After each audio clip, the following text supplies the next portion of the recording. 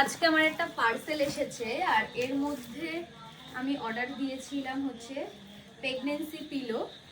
তো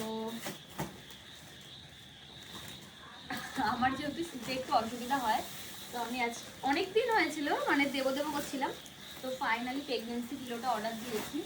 তো এই হচ্ছে প্রেগন্যান্সি পিলো। ও কি আরাম, এটা আমি জানি আমার কোনো কাজে লাগবে না, লাগবে আমার বরের কাজে।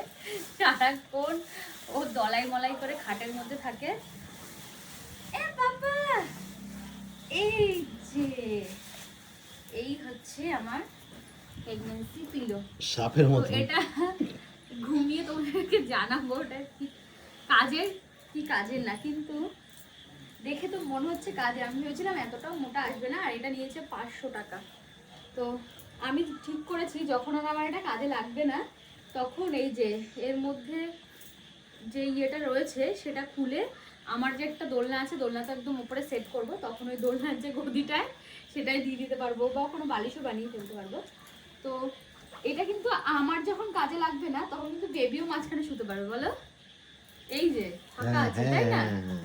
তো চলো কমেন্ট করে জানিও যে এটা ছাড়া আর কোন কি উপায় আছে, কারণ আমার খুব সমস্যা হয় ঘুমাতে।